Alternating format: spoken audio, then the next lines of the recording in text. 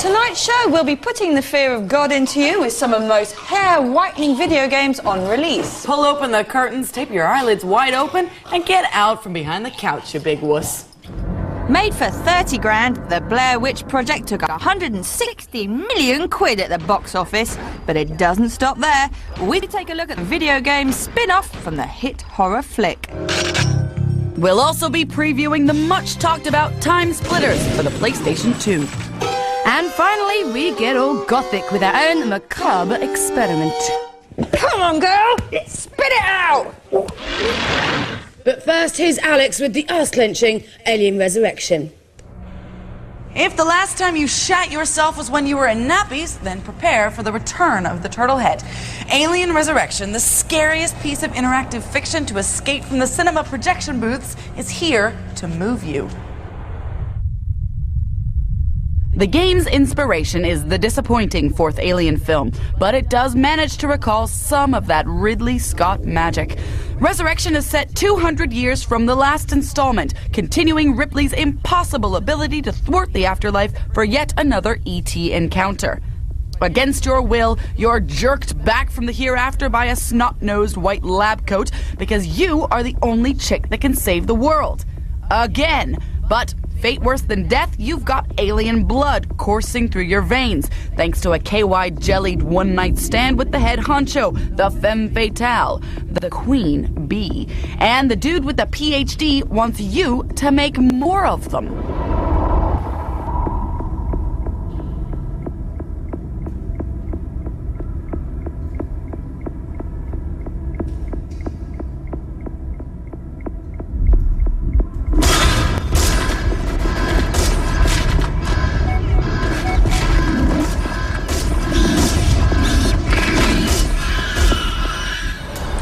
They've spent the past 2 centuries fiddling around with your DNA, and until Ripley number 8 didn't quite get it right. So littered around the alien-infested spaceship Betty are malformed, grotesque yous. In an inspired level, you've got to track down numbers 1 through 7 and blow yourself away.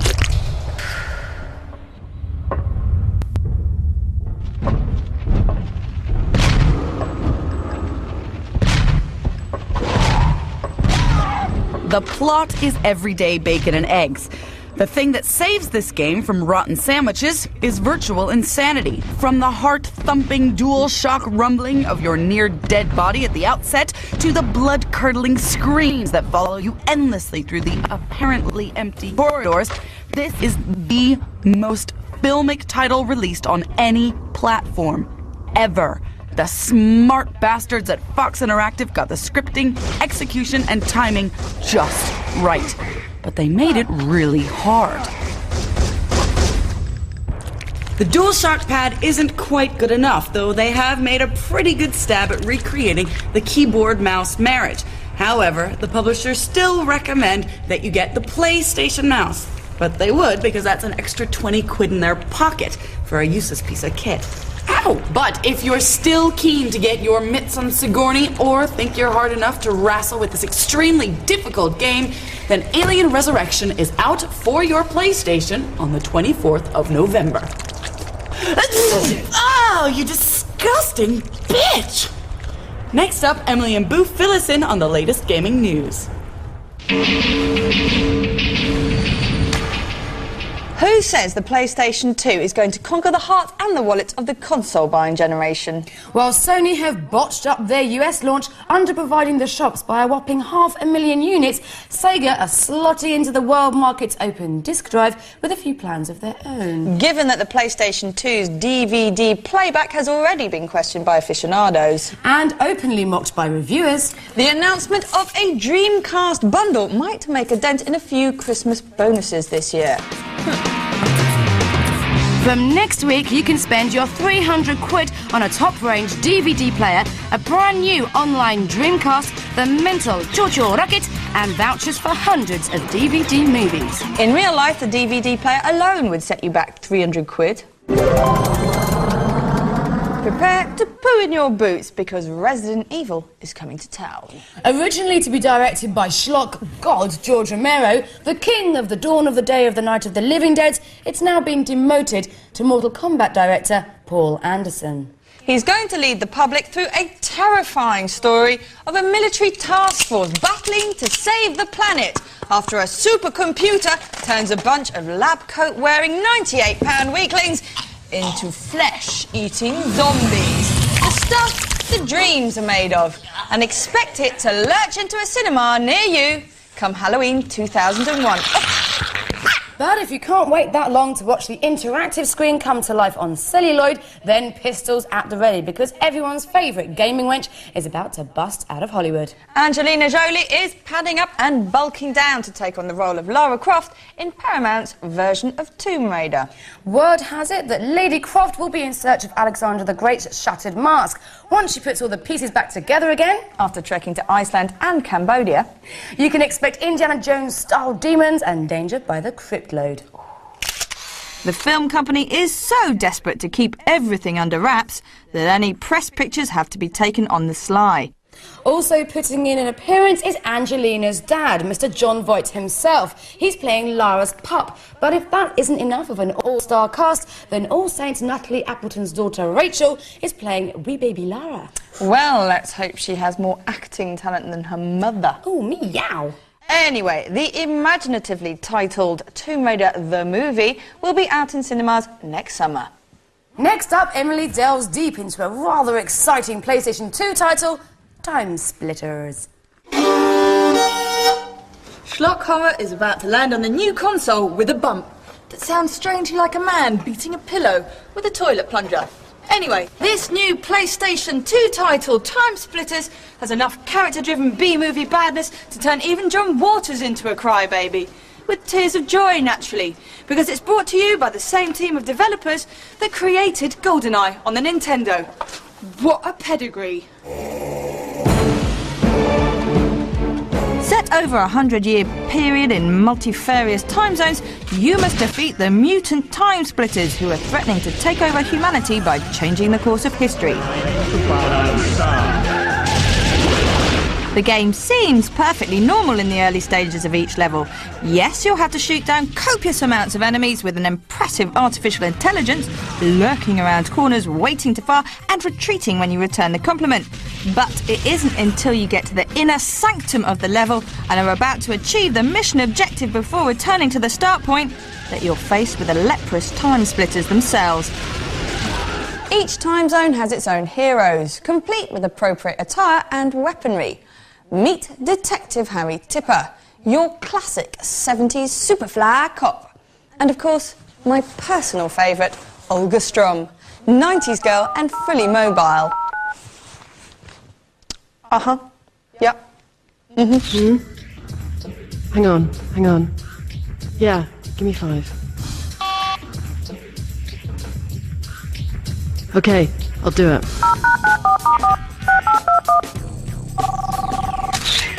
Oh yeah. The multiplayer is where this game really comes into its own.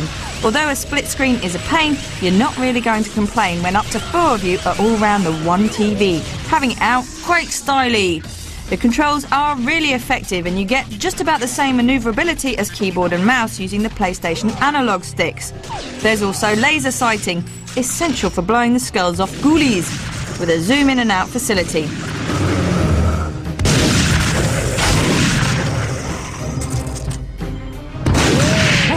Now, if you aren't quite wetting your pants yet at the prospect of getting your hands on this game, wait till you hear about the map maker.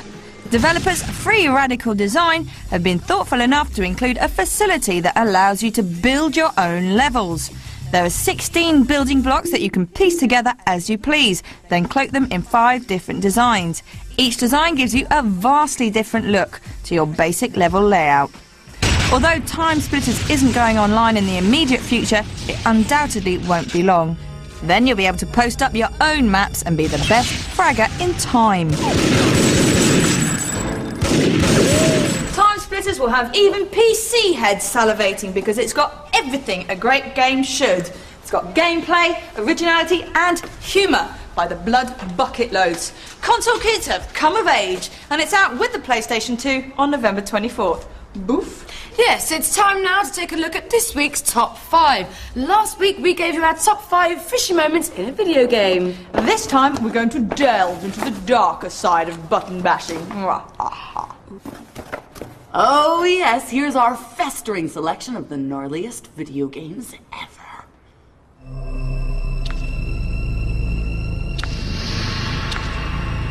At number 5, it's not the scariest of the bunch, but the Resident Evil series is such a classic zombie fest, it remains close to our blood-stained chests. A finely tuned mix of puzzles, shooting, suspense-ridden tension, and chilling music, this baby has got it all. From admirable triple whammy decapitations to genuine fear effects as tongue-whipping mutant ladies take you by surprise. Resident Evil 2 is one classic knee trembler. In 4th place is the cold, bleak, moody Silent Hill. This game drips with cinematic style. There are dead ends everywhere. The town is desolate. Dwarf-like creatures are eating your ankles. Appropriately freaky off-key nursery rhymes mess with your head, and convulsing demonic nurses lead towards 5 different endings. This is dark. In 3rd place, we've got Shadow Man. Set between the living and dead dimensions, this little number has one complex plot, replete with close encounters of the serial killer kind. This game embraces all that's sick and mystifying, from splurting gore to voodoo. Coming in second is Alien vs Predator, sci-fi horror with a multiple personality count.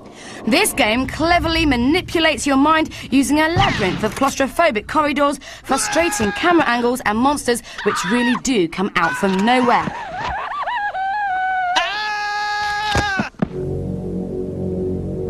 But the number 1 chiller of all time is Alone in the Dark. This masterwork of suspense was scaring the pants off PC gamers way before Resident Evil. Superbly designed with pure heart in throat-jumpy moments, this really is one you probably shouldn't play alone in the dark. Expect number 4 out next year.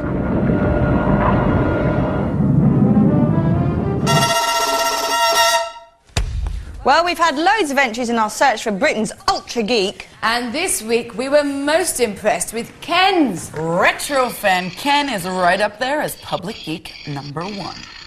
Not only did he send us a snap of himself wearing the jumper his mum knitted him, complete with his own gaming designs taken from the ZX Spectrum, but he also thinks that Doom was a cheap copy of 3D Monster Maze on the ZX81. Now, just to underline and italicize his ultra geekiness, Ken's designed a website just for this competition. Find the address at our website and our Geek Watch page. Respect goes out to the Kens, even though he went way over the word limit. He has shown us the stuff of a true geek. If you think you can top that, then send us your entries to our website. Address is coming up, and don't forget, you only get 50 words to tell us what a geek you are.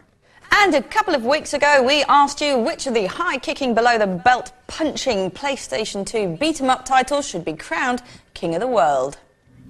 Would it be the old veteran Tekken Tag Tournament, or could it be the young, flashy... And fleshy. Yes, and fleshy Dead or Alive 2? Well, we can reveal that the winner is... Dead or Alive 2. by a single vote. And in our other up-to-the-minute bleeding edge poll of the top 50 games of all time, the classic Elite is currently shooting 7 shades of Thargoid out of everything else. If you think that's a load of pap and that you know better, whip over to our website at www.4later.com/bits and tell us what you think should be number 1. Join us after the break for a soiled lump of this.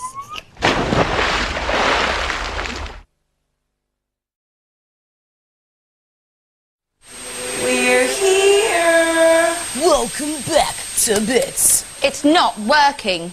Coming up, we'll be getting so scared in movie byproduct Blair Witch at Austin Power Volume 1. We'll be getting all sticky in our bloody gaming challenge. But first, dig out your dirty money, because it's this week's Shop Shelf. Cancel your friends, family and social occasions. The latest in the Command & Conquer series is upon us. Red Alert 2 maintains the old style, combining pre-rendered video clips and strategic point-and-clicky gaming, but just dressed up in new clothes. Prepare to defend, train and conquer in an updated and still somehow extremely popular game. It's out on PC now. And for the pacifist strategist, Cultures offers a more peaceful alternative. It's a run-of-the-mill settlers type of game with lands to be cultivated, resources to be gathered, and enemies to fend off. Out on PC right now. In the US, they like everything real. Real men, real guns, and the gritty reality of Ultimate Fighting Championship. It's a no-holds-barred fighting event where burly blokes beat the shit out of each other. For real. On your Dreamcast. A top buy if you suffer from the big car small dick syndrome. Ferrari 355 Challenge Passione Rosso on the Dreamcast gets you behind the wheel of a shiny red Ferrari. Possibly a wet dream to drive, but it's not really going to help you pull now, is it? Whoop-de-doo! The Who Wants to Be a Millionaire phenomenon has burrowed its way into our PCs, PlayStations and Dreamcasts. You too can experience a thrilling and intimate head-to-head with Chris Tarrant. You could have walked away. You didn't. You've now got £8,000. There's hours of him here, as well as 50-50, Ask the Audience and even Phone a Friend. How did they manage that? Oh, that was B. No, C. B. A? You've now got £32,000. The Blair Witch Project, a revolutionary simulation of fear or clever marketing scam on the internet. Whether you loved it or loathed it, the film was a huge success and did for camping out in the woods what Psycho did for taking a shower. But how do you make a game out of a film where nothing really happens? I get the feeling that something even larger is at work here. You may be glad to hear that the snivelling Heather Donahue and her two hopeless sidekicks are nowhere to be found, so no twats wasting everyone's time by chucking away that all-important map. Instead, Blair Witch the Game comes in 3 parts, each unfolding historical events described in the film's backstory. The first story is based around Rustin Parr, the lonely loon who lived in the woods. It's 1941, and Rustin has confessed to murdering 7 children. He is claiming that the Blair Witch instructed him to take these innocent lives, so you've been sent to investigate. Based on the Nocturne engine, you may recognise some of Nocturne's characters, primarily a posh bit of skirt named Elspeth Doc Holliday, who's now fully playable and gets the lead role in Blair Witch Volume 1. Running on female intuition, this game is more about logic and investigation than a free-for-all frag fest.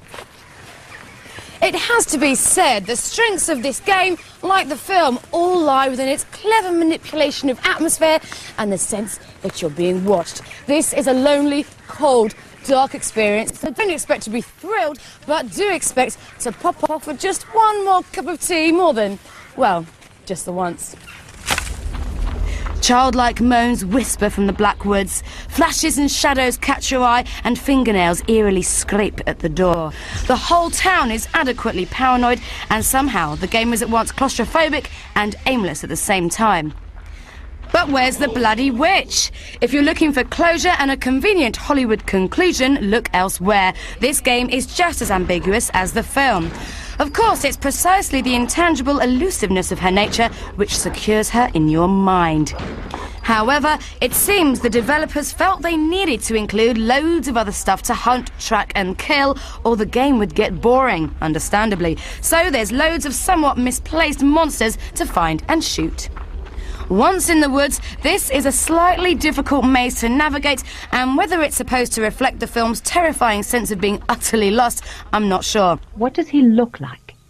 He's brown. Well, could you be more specific? La, la, la, la, Well, la. he's got soft fur. Dull, dull, dull, dull, dull. Keep an eye out for him. I was more into figuring stuff out and getting into the whole small town paranoia thing. Blair Which Rustin Parr is out by now, with Volume 2, The Legend of Coffin Rock, out on Friday. The third in the series takes us straight back to the 18th century origins of the whole story and is coming out in the shops on the 24th of November. Yes. Time now for something mucky. Football, sweaty, chunky thighs. Skateboarding, scabby knees. Skydiving, windy. But video gaming, sore thumbs.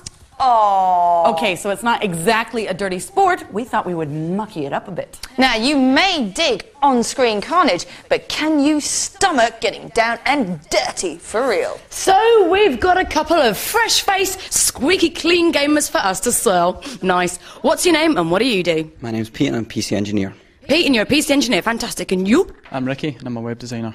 And are you ready to get filthy? Certainly am. Yep. All right, boys, your challenge this evening is to see which of you can actually get through our sticky assault course. And here is what you gotta do.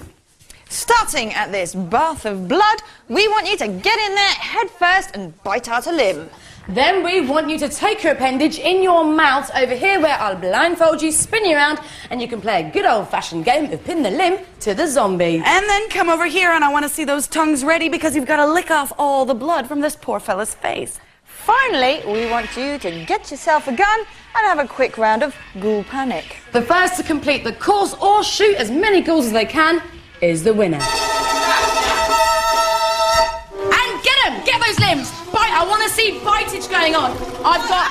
Oh, they're fighting! The little vampires! The dirty little vixens! I cannot believe this. And the first one to reach the pin the limb on the zombie, we have got Ricky. Ricky, you're doing so well, my love. Okay, what's happening to P? P, you're not doing very well. Spin him round, girl, spin him round. You've lost the limb, he's lost the limb. Oh my God, oh my God. We've got one leg hanging on an ear. I think that's wrong. P, you've got an arm, you're not doing too badly. Alex, does he have blood in his tongue? I want to see blood in his tongue. Lick it, lick it, lick it. You love him. They're in love. They love each other. Mwah. We're into the game. You've got 15 seconds. Shoot as many ghosts as you can. Hold back, hold back. Ricky, go on. You want to get mucky. You're not a very fair gamer, are you? And it's coming down 5, 4, 3, 2, 1. And the game is at finish point. And I am exhausted. I'm very bloodied up. Let's take a look at our gamers. It was a messy one, but Pete comes out on top with a ghost kill score of 4 over Ricky's measly 2. Who's your daddy, Ricky? Who's your daddy? Who's your daddy, Ricky? Are you dirty enough yet? I am very dirty. It's time now for the competition. So, Boof, what can we win tonight? Tonight, Alex, you can win a Mila Miglia Fun Bundle. And all you have to do is answer this crazy question. Hand it over.